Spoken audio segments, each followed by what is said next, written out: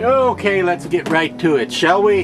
Here in the Mask Fanatic. Welcome once again, Mask Fanatics. You know, back in the 1980s, one of the mask companies that made a lot of pretty nice quality masks was a company called Mr. Mask. They've been gone for a long time. I don't know exactly why they went out of business, but you can still find Mr. Mask products once in a while from costume shops that have old stock still in the boxes, that sort of thing. Once in a while they turn up on eBay and places like that. But among the interesting contributions to the world of scary monster masks made by Mr. Mask back in the 80s was this hooded ghoul zombie ghost character, which I always thought was a neat one. And well, a friend of mine who also collects masks believes he remembered this thing being promoted as Crypt Keeper, just Crypt Keeper. Now this would have been back before the HBO version of the Crypt Keeper, so obviously it's not made to look like him, because this was in the early to mid 80s before the HBO series came along. But and that name is generic enough, more than one person certainly could have thought of it, but I don't know if that's true or not. I was not able to find any record of this mask being sold as Crypt Keeper. The only name under which I could find it cataloged was Mo. That's right, Mo. Not even M-O-E, like Mo from the Three Stooges or Mo the bartender from The Simpsons. Just M-O. Just Mo. M-O. Mo. Why is that?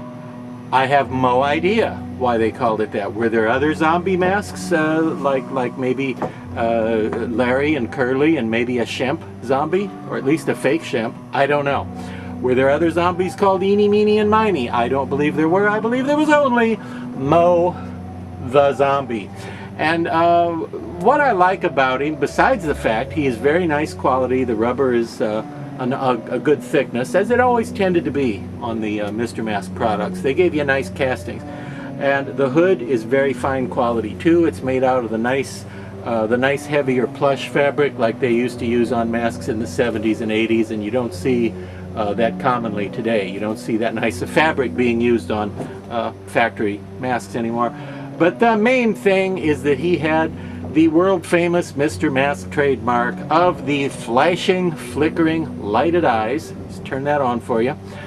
Very clever the way they would do this. These eyes were, well, they were put in there in such a way that the flashing of the light really didn't interfere with your vision when you're wearing it. You couldn't see that flashing in your face too much, so you would just look really cool skulking around in the shadows with these flickering eyes. And they had a lot of masks that came with or without. You could get them with or without the flickering eyes. They had a hooded skull and a hooded zombie and a fang face ripoff, and lots of very nice gorillas and apes and werewolves and beasts, all with or without flickering eyes. And one thing I really loved about the Mr. Mask company was that the flickering eyes could also be bought separately.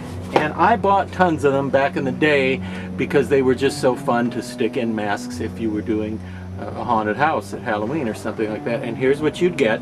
And I even love the fact that they would be powered by 9-volt batteries. This is always better to me when things run by 9-volt. It's always cooler because then if you're using it at a location like a haunted house or something, you can use an AC battery eliminator, which is to say something that you plug into a wall outlet and then stick the contacts onto that little battery terminal, and then you don't have to replace the batteries. You can just let it you know, come on with the throw of a switch, and I always like that. But these bad boys even had the on and off switch, just like the ones in the masks. And now today you can still get some flashing LED eyes or fading LED eyes, which really are even cooler, or just steady burning ones for masks from a couple of haunted house supply companies and LED specialists online. But I liked the old Mr. Mask ones the best, and the reason is you can see when they made these, it seems like they basically were dipping the LED into a tiny reservoir of tinted plastic that when it would set, when it would harden, it would give you more than just the LED. It would give you this whole little half of an orb that looked, for all the world, like an eye in your mask. And it was just fun to tape these inside of masks and have masks with lighted eyes. In fact, my favorite Mr. Mask that I had, which I no longer have because it eventually just rotted away, it really did, it just fell apart, was I had a really cool Grim Reaper that they did that had this same type of hood, but it was a skull. It looked a lot like the Be Something Studios skull of the time, and the lighted eyes in it were steady burning green. They were green eyes that did not flash or flicker or whatever. And I miss the Mr. Mask lineup. Lot of nice stuff. This guy, I like him because he kind of looks like something that would be in an Italian or Spanish horror movie. He has that kind of Euro Gothic horror look, don't you think? Sure you do, I think so. I don't understand what's going on with his upper lip, and I never have understood that. He has this sort of extra line between the bottom of his nasal cavity and the top of his mouth area.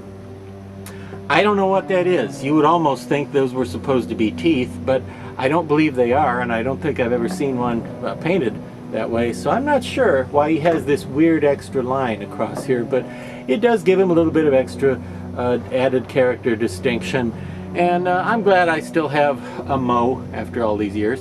I may actually have more than one, I think. How pathetic is that? I have more than one of these after all these years, but look for it online. It's Mo the Ghoul, or Mo the Zombie, from the good folks at Mr. Mask. Sadly missed company from back in the 1980s, in the age of scary, rotted, withered zombies like this one, and like me.